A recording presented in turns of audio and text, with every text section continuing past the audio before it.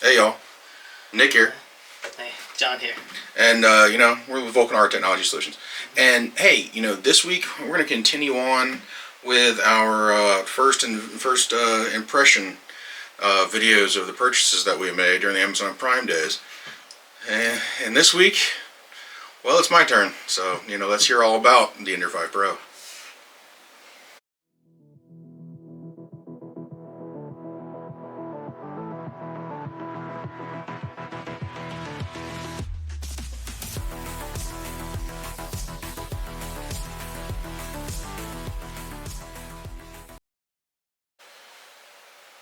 Alright, so, this week is all about the Ender 5 Pro. Yeah. Well, it's my first foray into, second foray into an FDM printer. Started out with a roommate who, one of my best friends, he's got a 3D printer. He's got the Ender 5 Pro. Ender 3 Pro, sorry, my bad. And, we had some fun with that. So, with John's help, I decided to jump into this madness. And I, of course, decided I want to be one of the different ones. Yeah. Surprise, surprise. If you know me, you understand that's really going to be the case. So, I picked the Ender 5 Pro, which is over my right shoulder. I'm not moving it, because I don't want to have to relevel a darn thing again. Yeah. I've had enough issues with that particular process. Now, the Ender 5 Pro, I guess, where do I start? That's a fun one. That's good. How about this? Let's start. Let's start from the beginning, like even electrical. Yeah. Well. Oh yeah, that's fun. Assembly of the thing. No. I'll tell you one thing. The mechanical assembly went smooth. Yeah. It really went smooth. Didn't have to re-ream any holes, anything like that. Stable. Stable target, easy to put together. And then we get to the wiring. Yeah. That's another bag of animals. That's when, well, it was a mess. Started getting a little crazy. So some stuff really didn't line up where it was supposed to. It finally did. And then, thank you for the Ender 5 subreddit. Yeah. We love you a lot. Because of the fact that you told us about the extruder motor being wired backwards. Yeah, it's a way too common an issue like this. Yeah, it's every time one of these things gets shipped. So, Ender, if you're listening, which I know you're probably not, fix it. Because every time you send out one of these things, somebody is having to repin your extruder. Yeah. No. Unless I want to move the y-axis stop over the other side. Which is plausible. Just not something I want to do. And the cable's too short. Outside looking in, I also have an Ender 3 Pro, or got an Ender 3 Pro when I started. When I looked at, because I was assisting, I was here, making sure we get the thing put together right. Somebody's got and then it prints. Yeah. I needed it.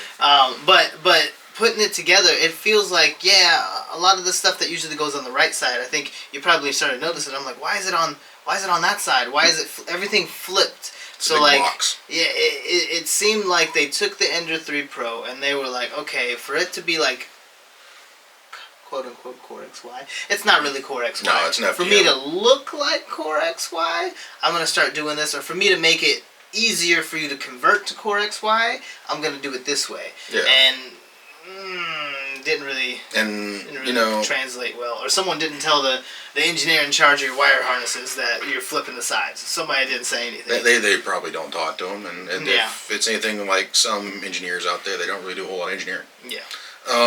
So it's more or less out of worry. Love y'all. So with that, we've definitely had, and you can go back and look at some of the other videos that we posted.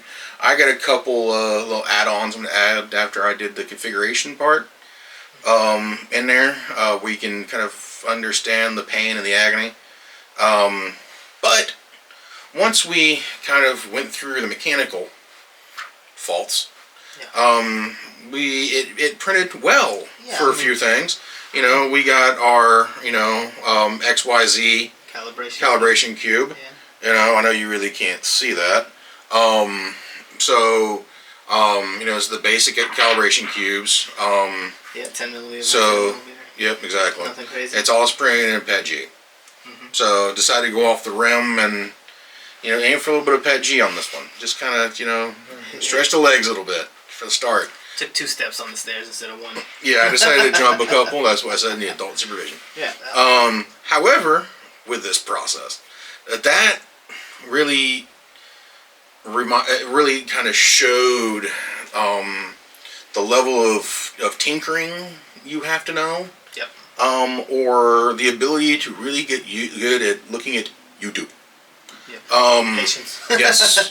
How much patience? And one of those things, which surprisingly, I guess I'm one of the only people in our entire group that does these things, except for maybe one others, is a PID auto tune. Yeah. I've had to do these things probably 5 or 6 different times.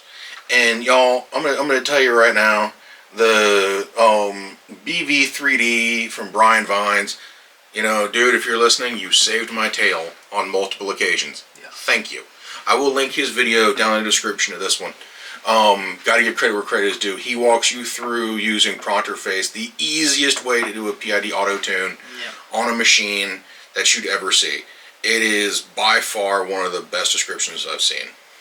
So, go take a look. I was having some heating issues, fluctuating, it would never stick. I keep getting E1 issues where the just did not want to stay hot. Yeah. Fought through that. That's when you find out the nozzle's shot. So it's about, packed in there as a friggin', a bus. I wanted to add a couple things, so real quick. So you're absolutely right. I don't think any of us have had to do a PID auto tune. Now, not out of the box. Especially not out of the box. Now, I'm probably gonna have to do a PID auto tune now soon, and I've watched that video, and it's fantastic, and I'm gonna stick with that and try to do the same thing. But just to explain kind of what that problem is with maintaining heat, the ender, I'm pretty sure it's 15 degrees difference. So like if it drops 15 degrees below or above, then it's going to issue you a thermal runaway error, and it's going to stop your print. And that is a smart idea because fire, of course. But at that same point, it's crazy because your printer is trying to calculate, and it cannot get an accurate reading of that temperature. So when it realizes you're like, if you're heating to 210, it's like, oh, you're at 208. I need to heat you up to get you to 210. It overshoots, and then it undershoots, and then it overshoots. And that process, I don't think you have any prints that we kind of can show how that looked. I think most of them failed once that started happening. So the box. I got plenty. Yeah. So what do you want to see? Well, I wanted to see if there would be layer shifting. Oh yeah. So you're heating at different temperatures. It's not going to stay the same. It's not going to. Yeah, there's one that failed. It flows differently. So you can even see. Oh, I don't actually. This looks pretty good. Well, no, you can see it on the side. It starts bubbling, and you get a little bit of defects on the side. I got plenty. Believe me. So that's something else that you'll learn when you start in this process. You'll end up with what's called a junk box. That particular junk box is now mostly all over my floor. That's what we deal with there. Eventually we'll figure out a way. Well, some people have figured a way to do it, but we'll figure out a way that we like to do it, not just the exact same kind of things that we've seen. And also because the clogged nozzle and the runaway issues, you start getting destroyed print beds.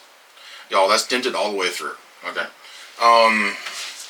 And it peeled that top layer off. Peeled the top layer off. However, that's also because of what was it, the Z stop, the Z offset probe. It used to hit the top of it. It was a little bit too set. Mm-hmm. So I had to re-level my bed and then set it at a negative like 5.00 on the Z offset. That's pretty high because I'm going to be honest with you, I'm also negative, but mine is like 0.5. Yeah, I think mine might be around 0.5, 0.6. Okay. So it's not 0.50, sorry.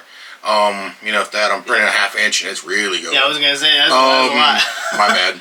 So I changed over to a PEI bed after John told me that, hey, go ahead and it's just get off this thing. So I switched over to a PEI magnetic bed. So you can find those things on Amazon all day, every day. Those things, I mean, depending on what you're trying to print. For me, I'm using PETG a lot as well. So it likes it better. The finish on the bottom, I don't know.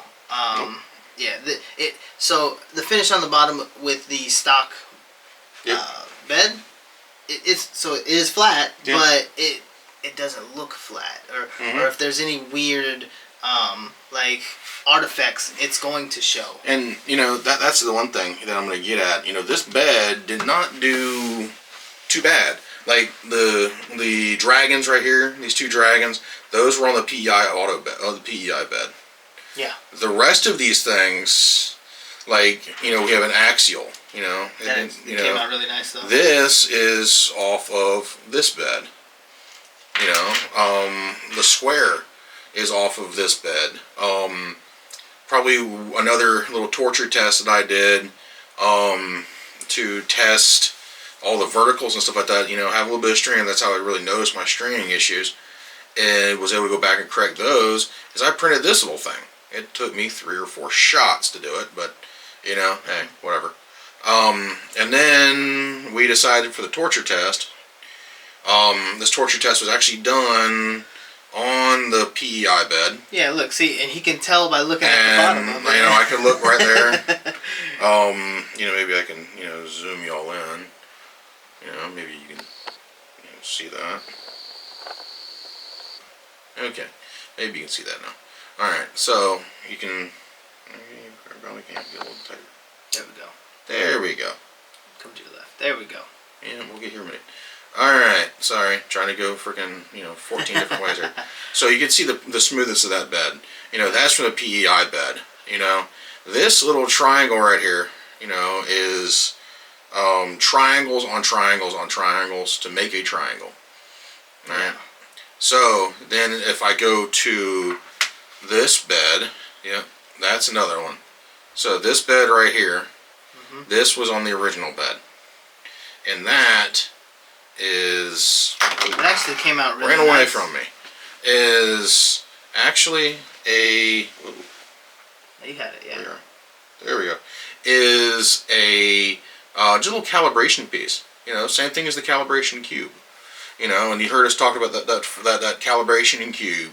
That's what this is. It's a little, XYZ calibration cube. This was printed, because I can look at the base of it, was printed on the original Ender mat, or Ender bed. So, you got the axials. Which that was one piece. This is all one piece, and it does articulate and do what the heck you want to do. And then, everybody does a dragon. Yeah. You see these things all over the place. Everybody does these things. You saw them sitting there.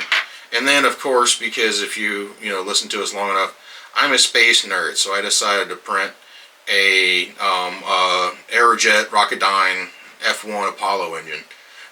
Just to say, well, I could. Yeah, I'm surprised you haven't printed a Raptor engine yet. Oh, I'm waiting on it. I'm waiting on that one. Yeah. The thing is that'd be so true to form, for what it actually is. I think if it's at this point printing a 3D printed Raptor engine is since you got the Aerodyne Rocketjet F1 here from Apollo, it's not outside the magnitude. It's definitely something out there. I could they already print parts of it anyways. So yes, why not? they already print parts of it anyways. You got companies out there, Relativity Space, printing entire rockets. So that's something that who knows. Later on, I know they do some model rocket flying around here. May print one for the heck of it. See what happens. See how far it goes. Pretty much, why not? And you'll hear that episode coming out soon on the podcast as well. So the first impressions thing. You know, I will say this: is the Ender 5 the end all be all when it comes down to the Ender line? No, it's not. Is it a fun one to deal with? Yes. Is it extremely precise for what it is? Yeah. You hear about it all the time. You hear it, all across YouTube and stuff like that.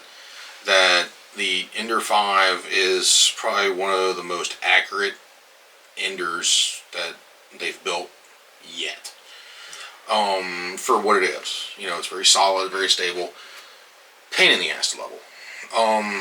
So, with that, that is another issue. That's also why the bed that I have sitting right here looks like that. It's destroyed. It was burnt. It was stabbed. It was scratched. It's seen some things. Right. Looks like it might have been on a deployment or two. So, but the thing is because I put one of the CR touches on there. As a first upgrade, first of many. I'll say that. On that particular printer. And it had some homing issues to begin with. Once I got those ironed out, because once as most of us know, when you get your first printer, you're gonna have to upgrade the firmware. Especially when you try to put a CR touch on there, you gotta upgrade the firmware. I had to do it twice. Did the PIE auto tune on it, like we talked about a few minutes ago, and then went from there. Had some homing issues, some and stuff like that. So power cycled it. Disconnected it from the motherboard and stuff like that, just to get it working right. It just did not like to read anything correctly. And that's also when I also realized that you have to, had to change the nozzle. But also, if you're some of those people out there who like to remove the sock off your hot end, yep. The one who told me to. Yeah, don't do that. I don't like it. With an Ender 5, do not remove the sock off your hot end. It will not heat. Or at least I didn't think it did. It might now. That we realized. True. After the PID auto tune a couple times, it might do it now. Yeah, after 4 times, I think 4th time's the charm. Mind you, John said it's set for a certain heat level. I PID auto tune at 230 because that's where I'm running at most of the way, to between 230 and 240. So I got all the way up to 290. Wait. No, sorry, 250, 260. Okay, I was gonna say. If you got to 290, that's dangerous. That's danger zone now. Yeah. I think 260. I think right now it's sitting between it's sitting between 210 and 250. Okay. And now with the new firmware, you can actually do the PID auto tune from the machine, which is pretty nice. So 2.0. Yep. 2.1. Yep. But go ahead, follow that video that we showed earlier. And that we let you know about earlier. Follow him, give him some love. Show his channel some love like you show ours. And go that and go through that process. Have I had my problems? Yes. But would I trade the learning process for anything? No, I think it's fun. It's one of those things of where it's kind of you live and you learn. Yeah, I want to say that I did give you a bit more space once like that first night. I really didn't want to leave until I got a good first layer. Like that was gonna be that's the jumping off point for a lot of people. A lot of people that I've helped with the printer is once I can get your first layer going, then after that you've started cooking with fire. Like you started cooking with grease. You're going, and from there, I mean, not for nothing, I give Nick kudos, man. You kept running with minimal assistance. So after that first day of nonstop hiccups, it's been it's been actually quite impressive. The first couple days, I guess to say about the first week was a little exciting. Was every night. Tinkering, trying to figure out what the problem is and why it was not doing what I want it to do. Like anything, it does not want to do what you tell it to do. So, if you, like my dad would say, if you're married with kids, you understand how that works. Yeah. Or if you're a manager at a location, you know how that works very, very well. Those you can't do what you with a thing and just swat it a couple times. But still, you probably could if you're in certain professions. But that's here or there. Now looking forward, the forward outlook to all this, the first impressions, man, they're great. It's a learning experience. It's definitely worthwhile. Ender, please do me a favor and work on your crap. Yes, out of box stock, forcing a rewire of a stepper motor is ridiculous. Yeah. It's if you want it to be plug and play, then you need it to work out of the box. Yeah, 110% of the time, and it doesn't do that.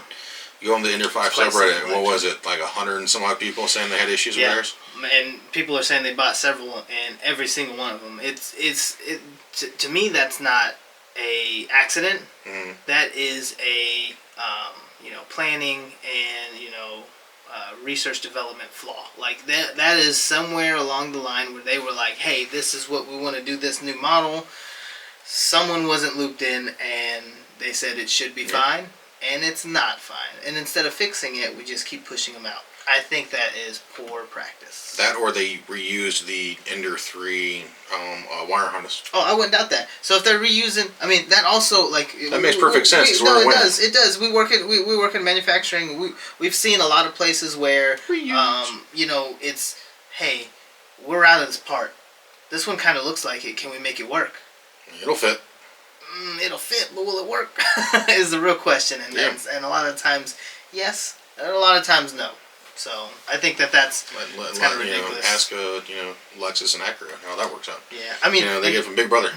And I mean, also to talk about, like, I kind of to segue it into another issue that I've seen, and I hate to bring the Chiron into this, but it's the same thing with the Chiron. The wiring harness is too short for it, and you are going to get the same kind of issues, your hot end sensor being abnormal or not reading correctly, and that is just, it's,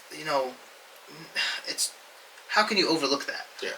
Right. And I'll tell you one thing, if I didn't know about that PID auto tune and the absolute crap job they did with the wiring, I would have almost ripped my entire hot end apart, replaced the freaking the thermistor in there, replaced the hot end, and would be scrambling, trying to get this to work.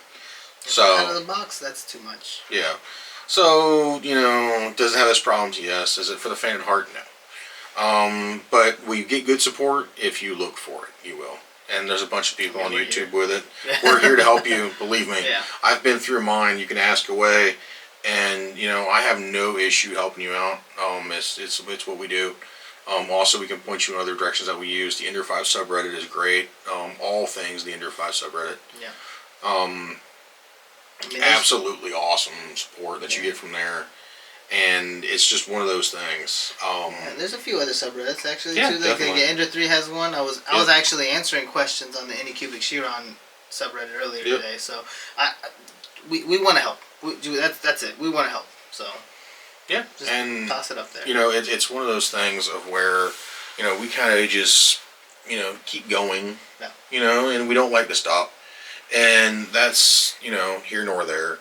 It's what we like to do. It's, kind of, where we're at and all of this and what we actually enjoy doing. So, it's like, if you have any questions about it, just, reach out. We'll be more than happy to give you a hand. Now, if we start talking about, long range plans, long range plans are a whole different bag animal. Because honestly, the long range plans for the Ender 5 include some interesting things. Yeah. We're gonna do some linear rails. You'll see that. Probably see the linear rail kit. Probably maybe kind of soon. I hope so. You're gonna see a direct drive kit probably go on that eventually. You're gonna definitely see a dual extruder.